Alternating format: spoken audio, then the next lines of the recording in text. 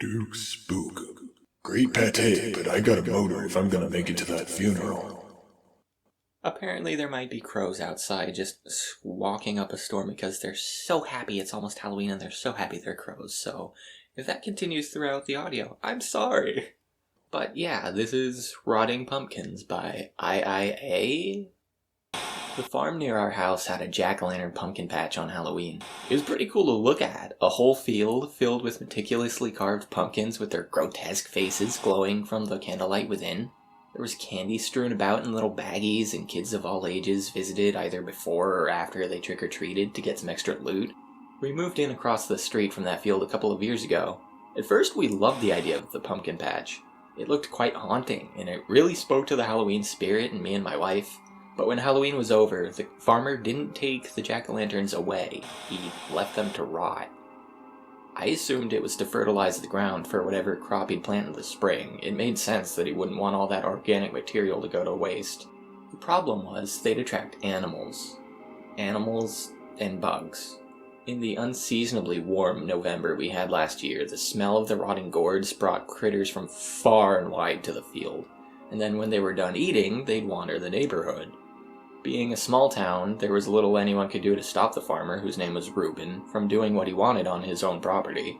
We had to deal with the deer and skunks and coyotes and foxes and flies and bees and bats all eating and shitting and fucking their way across the town until no more pumpkins were left. Last year, I approached Reuben while he was setting up the jack-o'-lanterns. He was a friendly guy, there was never any doubting that. I explained the issue and he listened and nodded. He said a few other people had told him the same thing, and he'd fixed the fences over the summer so that wouldn't be a problem anymore. Besides, he told me with a smile, last year was just a test run. This Halloween, everything's gonna be just perfect. On Halloween, the jack-o'-lantern field looked even better than it had the year before. Even though the arrangement was the same, Reuben had hired some artists to collaborate and create truly monstrous designs for the pumpkins. They were awesome! I even did a walkthrough by myself in the early afternoon before the candles were lit, just to take it all in. I felt like a kid again. As the evening was coming to a close and we'd given out the majority of our candy to the neighborhood children, we were getting ready to turn off the light and lock up when we heard sirens approaching. I looked outside and saw a procession of police cars and fire engines and ambulances heading towards us. I stepped out on the porch and watched as they passed our house and took the sharp left into the driveway of Reuben's farmhouse. I sat on the steps with my wife and watched as lights were flipped on and the field was partially illuminated. "Oh my God," I whispered. In the harsh overhead lights, I saw bodies on the ground among the glowing jack-o'-lanterns. Small ones. Small, costumed ones. Kids. "Oh my God," I repeated, louder. Paramedics and rescue officials descended on the field and worked to resuscitate the still bodies. One by one, they gave up. Parents were arriving in droves, and the sound of wailing and hysteria filled the air. My wife and I held one another as little bodies with sheets over them were loaded into ambulances. The next morning, it was all over the news. 32 children dead in an apparent poisoning. Reuben was arrested and questioned. He refused to speak to the investigators, and he was held without bail. Funerals were held, and pumpkins began to rot. It was another unseasonably warm November, and on cue, insects began to discover the field. Clouds of flies drifted in and out, blanketing the field in a gray haze as they left their eggs in the pumpkin's softening flesh. In the following days, toxicology reports on the autopsied children came back. Whatever had poisoned them was still unknown. They'd exhibited all the outward signs of a poisoning. Cyanosis, hemorrhage, paralysis, etc. But no toxins were found in their bodies. Tissue samples were held for further testing, but the corpses were released to the families. 2 weeks later, the air was still thick with flies and bees.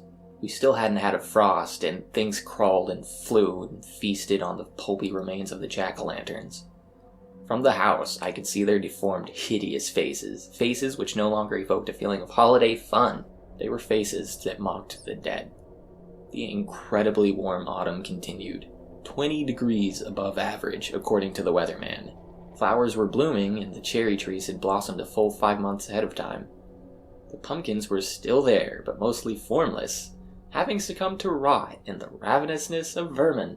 As the hot November slouched into December, the luckiest of us had started to forget about the tragedy that had befallen the town, but we still got reminders, especially on December 2nd when Reuben broke his silence. My cousin Ron works for the police department as a mechanic. He doesn't have any access to criminals or official information, but he talks to cops a lot, and the cops like to talk.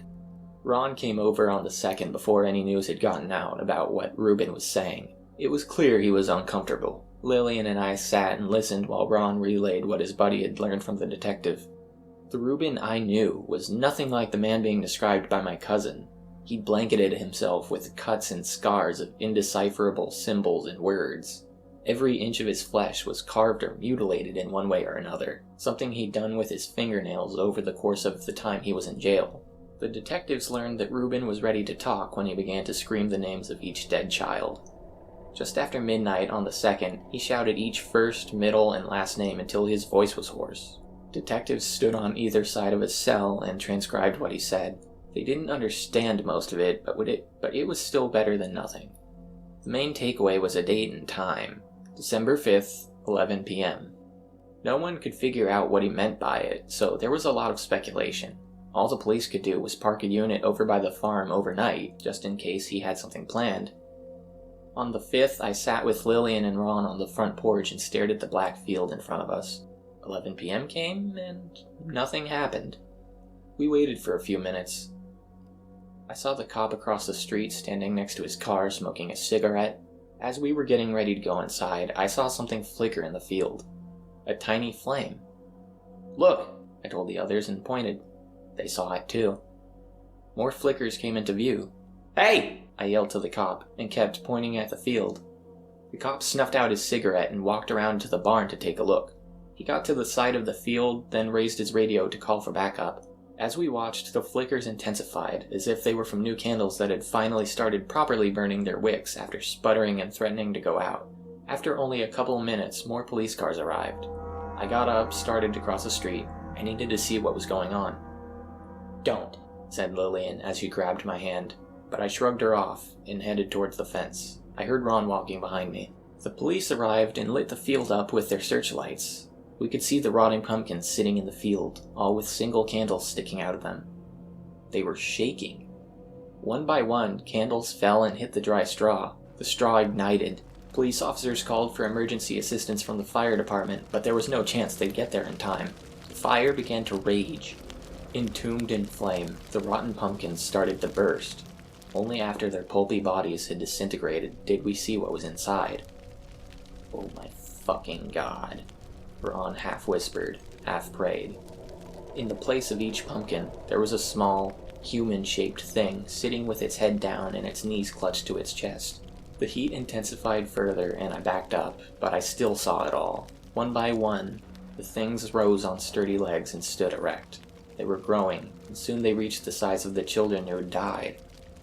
Their skin began to char, and they walked out of the flames toward the crowd of police officers. Without any idea what to do, but terrified out of their minds, some began to shoot. The bullets didn't stop them. Round after round tore through the fire-spawned children, exiting their backs and legs in a geyser of gore, but they walked ever forward. Soon, the officers who'd fired fell to the ground. They didn't move for a second, but then they started to rot. Just like the pumpkins. Other officers backed away. I backed all the way up to my house, and I watched from the doorway with my wife and cousin. We were horrified. A procession of children walked down the street, followed by the police cars. Firefighters worked to put out the blazing field, and after a little while, they succeeded. Ron turned on his police scanner, and we sat in the living room, listening with horror as news of dead cops and other officials came in. "The children have reached the prison. The children have burned through the cell of Reuben Rendell. The children are carrying Rendell back the way they came." "Oh, fuck," I said and opened the front door. They were coming back down the street. A procession of blackened, smoldering kids carrying a burning man. Reuben. And he was screaming, "It's almost done! It's almost finished!" He screamed with peals of hysterical laughter as he burned.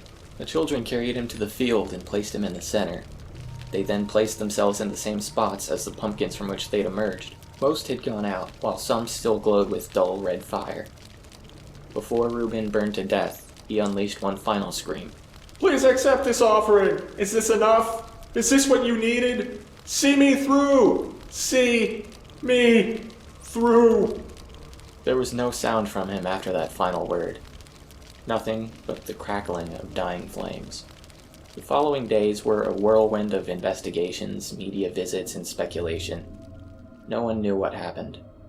No one knew what Reuben had done. And for a while, it was still a mystery how the kids had been poisoned in the first place. A mystery, that is, until Jasmine McCrae, the mother of a child who was fortunate enough to have been too sick to trick-or-treat, found a small letter in her son's toy chest.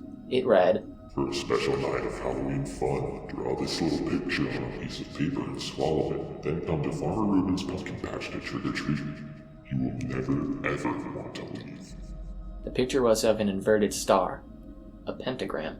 Jasmine's son told her Reuben had given them to kids at recess one day after he talked to the classes about what it was like to be a farmer. He came to them individually and made them promise to throw it away after they read it and not tell their parents. Jasmine gave the letter to the police and then told the media. While the superstitious residents of the town took that as an answer to what had happened, skeptics like myself still couldn't believe it. Even after what I'd seen, I couldn't believe something supernatural had occurred. But then the photographs came in. The aerial photographs from the news helicopter the day after the Holocaust at the field. Clearly marked in carbon and ash was the shape of a pentagram, the exact shape the pumpkins had been arranged in. No one had noticed it from the ground. And at the center of the pentagram, where Reuben had screamed his final pleading prayer, 4 words were burnt into the dirt. The answer to the old farmer's prayers. Not enough. Never enough.